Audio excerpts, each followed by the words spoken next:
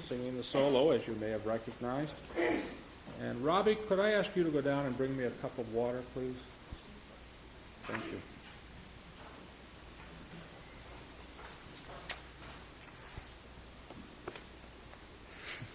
You can tell I'm not really ready to preach a sermon when I bring all this junk into the pulpit, right? The reason I brought all this junk into the pulpit is because a couple of weeks ago I preached a sermon that had such a mixed reaction, both within myself and from you, that I decided to back up and try to do a little different approach. It was a sermon dealing with thinking, in which I took about 4 hours of lectures and put them into 26 minutes. Chris said she's never heard me speak so fast in my whole life. I guess I was fired that day and I was like a machine gun, and she said probably the ideas were good, but who had time to even catch them?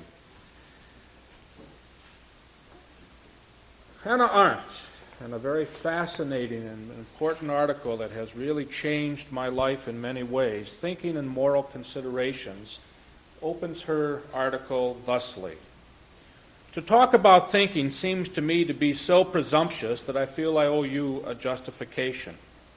Some years ago, reporting the trial of Eichmann in Jerusalem, I spoke of the banality of evil, and meant with this no theory or doctrine, but something quite factual, the phenomenon of evil deeds committed on a gigantic scale which could not be traced to any particularity of wickedness, pathology, or ideological conviction in the doer, whose only personal distinction was perhaps extraordinary shallowness.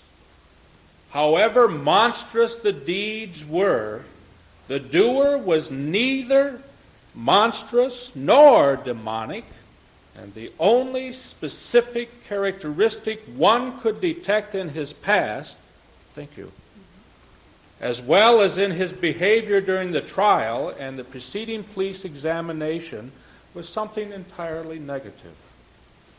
It was not stupidity, but a quite curious inability to think.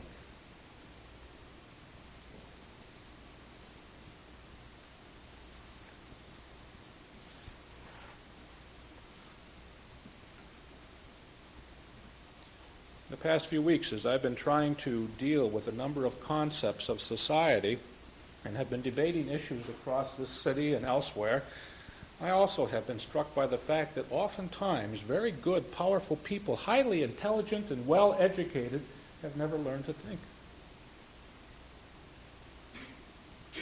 For one of the things that Immanuel Kant, the great German philosopher, Prussian philosopher, has taught us is that thinking is not related necessarily to education nor to intelligence. I don't think people understand that. There is a myth that if you are well educated, you are therefore able to think. Some of the most non-thinking individuals I have ever met have been among the best educated and the most highly intelligent. They were caught up in a quest for facts and for knowledge. There's a whole school of philosophical historical thought, for those of you who like these kinds of things, called the positivistic school, where it's a matter of accumulating more and more and more and more information. I have at times sat in on discussions of individuals and listened to them, and one unfamiliar time comes to my mind as I'm talking to you even now, where my late professor, Abram Spiro, an individual who had a rare ability to think, sat in a very large group of professors of biblical studies. And in a way which at that time as a young student I couldn't understand, every one of those scholars came and sat around him. And they were men who knew the books and knew the literature and knew the ideas and could quote each of the great scholars in their field with absolutely no fear whatsoever, who read everything on hand, but who had what Hannah Arendt has called the quite curious inability to think. They did not know the difference between meaning and knowledge. The quest for knowledge is not the same as the quest for meaning. And so, 2 weeks ago, if I can refresh your memories and mine, we talked about some stages of thought. very quickly, very quietly, and this non-sermon, I would like to reiterate them. The first stage of thought was what we call protological thought, drawing upon Lucien Levy Buell, who has written 2 books, Primitive Mentality and How Natives Think, dealing with these things, in which it showed that one of the stages of development was a stage of thought which you oftentimes see in young children. This is not to say that it's childish, but it's oftentimes most apparent in young children because they don't see contradictions between things. They don't see the nice, complete distinctions that we do. There are none of the real barriers between, for example, humans and animals that later come up in most of our thinking. How many times have you seen a baby smiling at a cat, reaching out and doing the same thing with the cat that they do with the mother, until they realize over a period of time the cat doesn't respond like the mother? And the distinction slowly is made. How many times do you find a child lying on a carpet and just tracing with the finger the pattern in the carpet, not really recognizing that there's a difference between the inanimate carpet and the animate individual, until later, as they grow and develop, they begin to get a feeling for these things. This is a period of time in which all of us at times respond. We cannot understand that there are times in our own existence when apparent contradictions don't exist. One of the things that people don't understand in the ancient myths, for example, is that a goddess can be the loving mother of all mankind while at the same time slaughtering. There is no contradiction there. And what child, because they've been spanked by a parent, unless they are wise enough to know modern psychology and use it as a tool back at the parents, separates that spanking as though there's something wrong with that and their parents no longer love? Because the contradiction that oftentimes we find in behavior is not to be found at that level. Having done social work over a number of years, I've been amazed at the love which has been expressed by children to parents and vice versa under some of the most hideous of circumstances. And then there's a period of logic or thought which it grows out of our experience. We live here 99% of the time. You learn that a stove is hot by touching it. No intellectual argumentation teaches you that. There's no way, because until you touch a stove and learn what hot is, by experience, it doesn't register. Music is not an intellectual exercise. It can be, but it's experience. You can talk all you want about the theory of moving your fingers up and down the keyboard, but it doesn't do a bit until you get Louise as your teacher, and she said, now run the scales. And you say, what do you mean? I don't want to run the scales. I want to play Bach or Brubeck or whatever. Run the scales, get the fingers, learn the experience. And once you get the experience, it happens. I have to look at the keyboard. No, once you get the experience, you can hit notes anywhere without looking because you know where to reach. How's that? Pretty good argument? Caught her yawning twice. Doesn't always work. Doesn't always work. It's experiences of life. Most of us are religious not because of any intellectual endeavor, but because of the experience in our own lives. We may try to intellectualize these things afterwards, but what makes you religious? Why are you here? You're not here because somewhere in your own thinking process you said, and argued it out. You're here, for the most part, because during those times of life when you have felt a crisis, something, you define it for yourself, moved within your spirit and in such a way challenged you and helped you to overcome that you said, this is essential for me, even though I don't fully understand it. It's your experience and the experience of God in your life that has challenged you and brings you back week after week to try to understand what you already know to be true. And there was a third kind of thought, which was the cold, logical thought, where few of us operate. Now, if you ask people, as I said at that sermon, where do you live and how do you operate, everybody will tell you I'm a logical being. It's true. Because we like to think of ourselves as individuals who carefully think out what we're doing and where we're going and how we're doing things, and that we really are fully in control of everything. That's the myth we live with. It's nonsense. And I said to you that time, and some of you thought that was the best part of the whole sermon, never ask somebody after they've done it why they've done something, because they'll give you all of the logical reasons, none of which have any relationship to why they did it in the first place. Why? Because we're brilliant at rationalizing, i.e. lying, about why we do things afterwards. Because as soon as you say to somebody, why did you do that, you immediately put them on the defensive, and therefore they throw up all kinds of things. Here you go. Take your one that sounds best to you. I got 45 reasons for doing it. You pick one. As long as you're happy with it, get off my back. That's after the fact.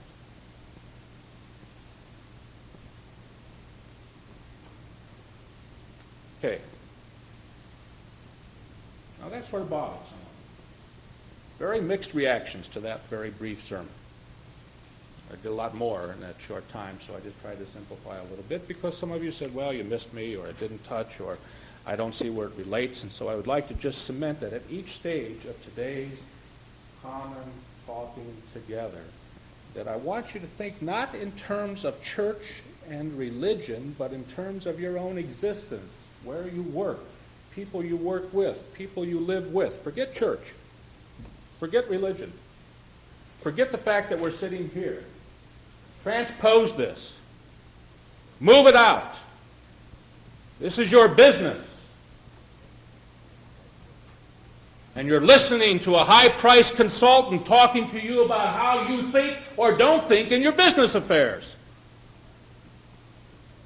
And how many times, when you think of it in those terms, do you find people who are working with you or for you who do things that don't make any understanding at all, and as soon as you say to them, by God, why did you do that, you start getting what I'm just talking about, flashes of reasons, right? How many times do you say to a man, you got to have experience on these kinds of things? That's talking about a particular thought pattern, that you experience it, and out of your experience you do things like this. How many times do you say to a man, without putting it into these terms, or a woman, or whatever, that's not a logical thing to do. You are contradictory. You're saying this on one hand and you're saying this on the other hand, and they're contradictory. That's the thought pattern. It doesn't see contradictions.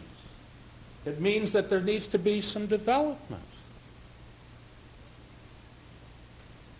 And I'm willing to submit to you that if you look at any single business meeting or social meeting or church meeting that you will be sitting in the next week or 10 days, you will find examples of all of these thought patterns right out front. Now, the second thing that impressed me about that is that I went back and did some more reading. Pulled off the shelves of my library a book that I hadn't read for a long time called The World of Primitive Man. You'll notice all this is drawn from the world of primitive man. Part of it says it's easier. Civilized man has all kinds of things to throw in your eye so you can't see as clearly. Primitive man, in many ways, is much more open and able to talk about what's going on. Paul Radden, in this particular book, talks about two kinds of people. And in typical fashion, I'm going to improve upon his language.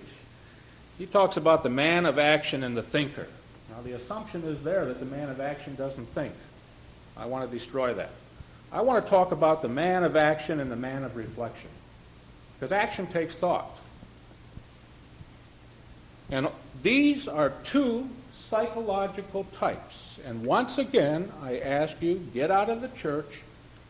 Don't think about this in terms of religion. Think about this in terms of your family. Think about this in terms of the tensions oftentimes between a husband and wife. Think about this between employees, bosses, employees, and so on and so forth. He writes, there also exists a psychological conditioning comparable or comparable to one found among ourselves into two general types of temperament, the man of action and the man of reflection. It is conceivable that we are here dealing with basic and inherent attributes of the human psyche. We must not, of course, think of these two types as mutually exclusive, nor should we forget the manner in which they are allowed to function in any given society is tied into the society itself. His description of the man of action, broadly characterized, is oriented towards the object. He is interested primarily in practical results and indifferent to the claims and the stirrings of the heart, to music, to art, to poetry. Give me a blueprint. Will it work? And the myths show that as well. In one of the Maori myths, one deity is represented as addressing another deity in the following fashion: when men no longer believe in us, we are dead. A Fiji Islander told an investigator that a thing has mana, that is endowed with magical theological powers, when it works. It has not mana when it doesn't work. In one of the islands in Melanesia, it was said of a certain native that he was a great spirit and had the spirit and the deity within him, because they said, "Go and catch fish," and he caught fish. If he had not caught fish, he would not have had mana or the spirit within him. The man of action says, what is the object and how do you move step through step through step? And does it work? If it works, it's fine. If it doesn't work, don't talk to me about it. The reflector, on the other hand, is nevertheless impelled by his whole nature to spend a considerable time in analyzing himself, his subjective states. He attaches great importance to them and how they influence his actions. He's the one who asks, who am I? Where am I going? Who cares? What's the reason for it anyhow? He wants to know. He's impelled by nature to ask questions over and over and over again. He's caught up in about, I don't know what's happening here, and it may be important. There's no doubt about it, because that's what is, but what is behind it? He's the one that asks, what does this mean? Not how can you do it? He's the one that asks, why should we do it? Not how can you do it? He's the one that reflects upon all of existence and is the most frustrating of people, because no sooner have you reached a point where you can say, aha, we have thought of the meaning behind this, we now have a program to go on, aren't you happy? And he says, no, why is that the best program? He never lets you off the hook. He is as described of Socrates, a gadfly, who, not knowing the answers himself, perplexes you, and out of their own perplexion asks you to think about your own existence. He is not a comfortable person to have around. He oftentimes is not loved. Took a pill by mistake this morning. I always take it after the service. It's one of those things that have a tendency to dehydrate, and somehow or another I grabbed it because I was thinking about the sermon, which is why I needed the water. He perplexes you because every time you get comfortable, he shoves a needle in somewhere and then says, why does it hurt? And if you can't explain why it hurts, he says to you, then go back and understand it again, and shoves another needle in. He's the one that says to you, you don't know. Did you read the quote? Isn't this a beautiful quote from Socrates?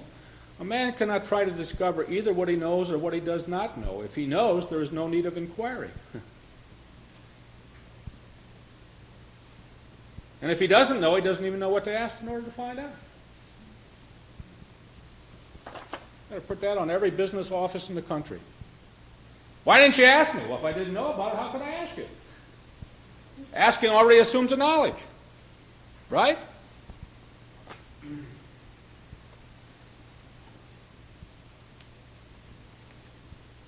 Socrates said, I don't know anything. I am sterile. I am like a midwife. I perplex other people with my own perplexities.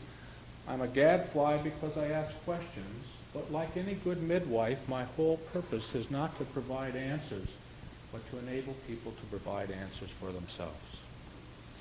Now, I have thought about this a great deal. This particular question has been one that has bothered me for years.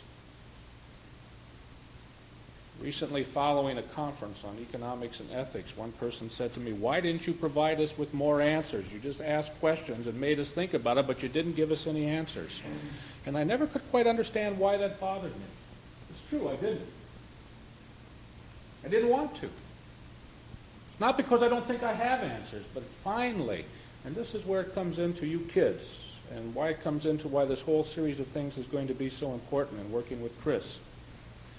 The old style of church relationships was, you shall do this, you shall not do this, with the emphasis on the you shall not, right? You shall not go to church. You shall not go to That's what I was saying. You shall not go to church, while they're saying you shall.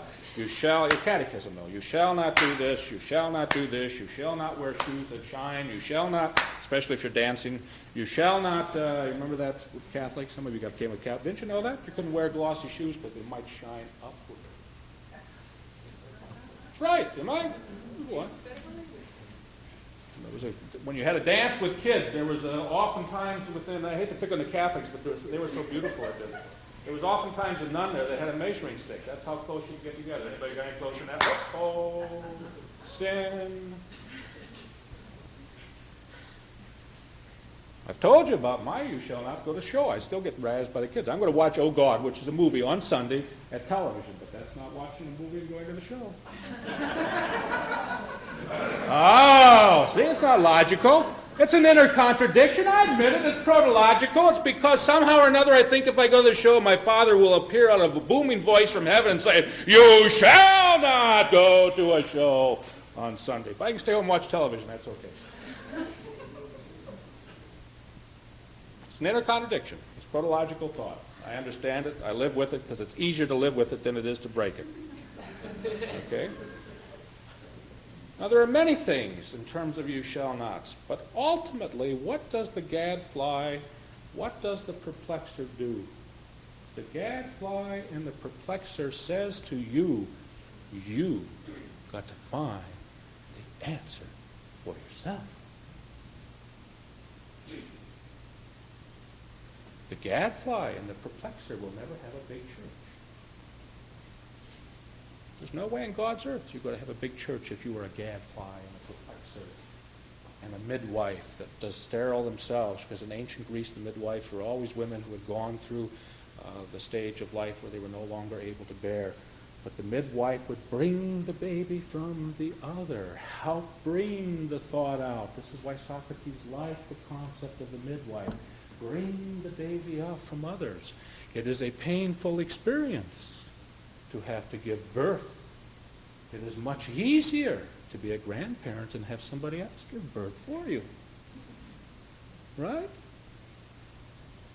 And therefore, and I'm not playing just little games, it's a little light, but I want you to think about it. What happens is you can have a Robert Schuller who will provide you all kinds of beautiful, banal answers, who will not ask you to think about your existence, who will tell you quite honestly you can't think about your existence, who will address a group of theologians and young students, and when a camera comes into view, will stop his address and turn on his television smile.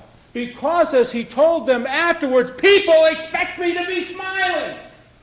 And I don't dare show them that at times I am anguished and aching.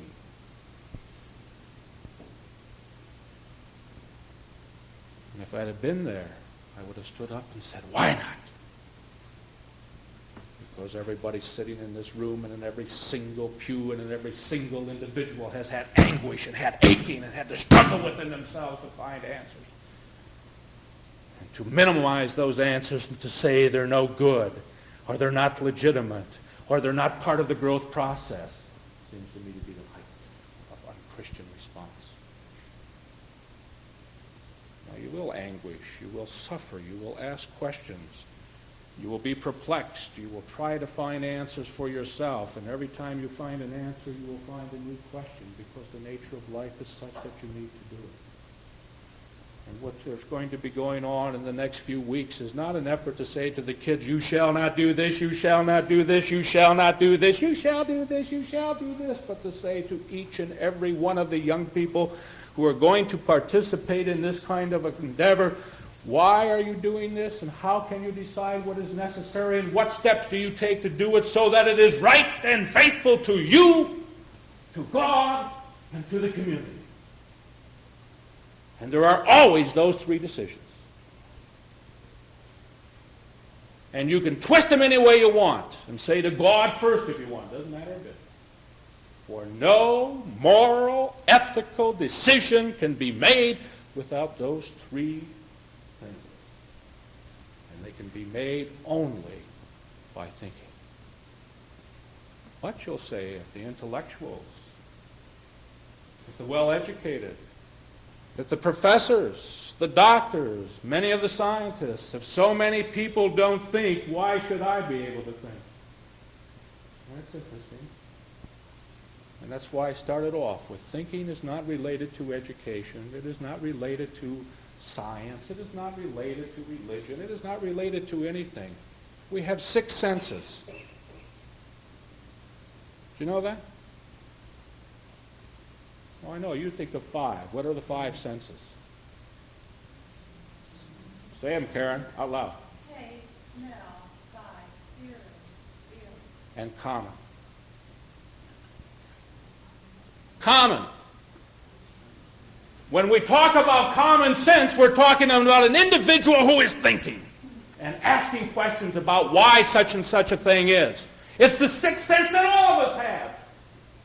The question is, are we willing to develop it, to allow it to flow, to utilize it? It is not part of the intellectual game necessarily. In fact, it's often destroyed in the universities, where common sense is thrown out the window in favor of argumentation, debate, and theory.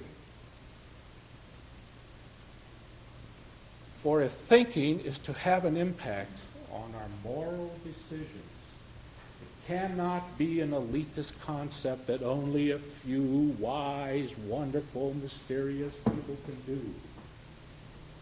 Because then God has created us wrong.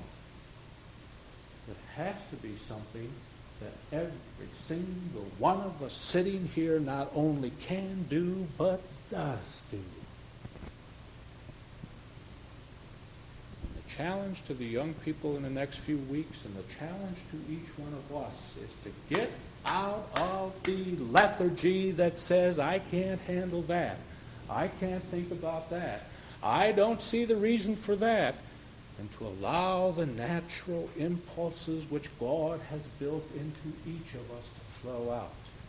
Channeled, understandable, corrected, searching, arguing together, debating, trying to find, but ultimately deciding for ourselves that under God, this is what is right to be done. Because it's faithful to Him, it's faithful to each of us, and it's faithful to me.